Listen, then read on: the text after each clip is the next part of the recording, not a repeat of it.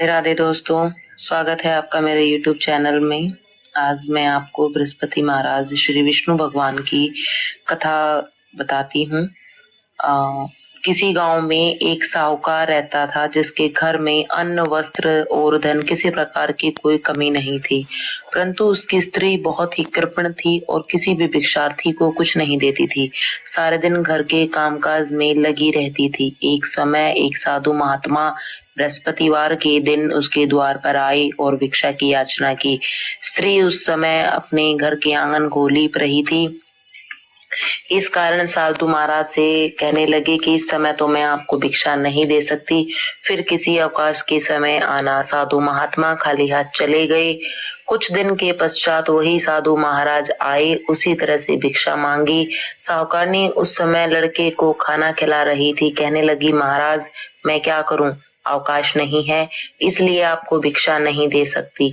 तीसरी बार महात्मा आए तो उसने उसी तरह से उन्हें टालना चाहा, परंतु महात्मा जी कहने लगे कि यदि तुमको बिल्कुल ही अवकाश हो जाए तो तुम क्या मुझको भिक्षा दोगे।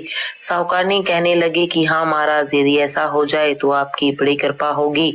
साहूकारनी कहने लगी कि अब मुझे बताइए कि ये कृपा कैसे होगी। साधु महात्मा जी कहने लगी, अच्छा मैं एक उपाय बताता हूँ। तुम बृहस्पतिवार को दिन चढ़ने पर उठो और सारे घर में झाड़ू लगाकर कूड़ा एक कोने में जमा करके रख दो।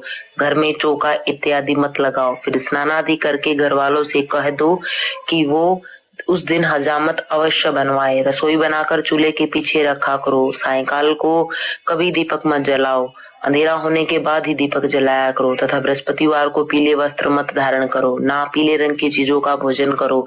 यदि ऐसा करोगे तो तुमको घर का कोई काम नहीं करना पड़ेगा।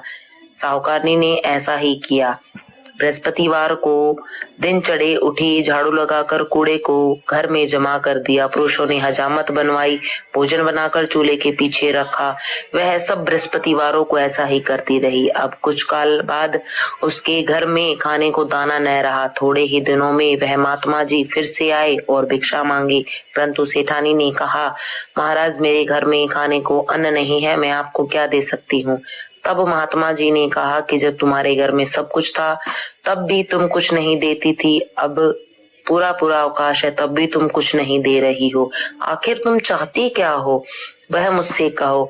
तब सेठानी ने हाथ जोड़कर प्रार्थना की, महाराज अब कोई ऐसा उपाय बताओ कि मेरे पहले जैसा धन धान्य हो जाए, और अब मैं प्रतिज्ञा करती हूँ कि अश्वमेघ जैसा आप कहेंगे वैसा ही करूंगी। तब महात्मा जी ने कहा, बृहस्पतिवार को प्रातःकाल उठकर स्नान आदि से निवृत्त होकर घर को गाय के गोबर से लीपो तथा पुरुषों को कहो कि उस दिन हजामत ना बनवाए। भूखों को अन्न जल देती रहा करो। ठीक सायंकाल को दीपक जलाओ। यदि ऐसा करोगे तो तुम्हारी सब मनोकामनाएं भगवान बृहस्पति जी की कृपा से पूर्ण होंगी। सेठानी ने ऐसा ही किया और उसके घर में धन धान्य वैसा ही हो गया जैसा कि पहले था। इस प्रकार भगवान बृहस्पति जी की कृपा से अनेक प्रकार के सुख भोग कर दीर्घ काल तक जीवित रही। इसी के साथ ये कथा मैं समाप्त करती हूँ। आशा करती हूँ आपको मेरी ये वीडियो पसंद आई होगी। वीडियो लाइक और कमेंट जरूर कीजिएगा। राधे राधे।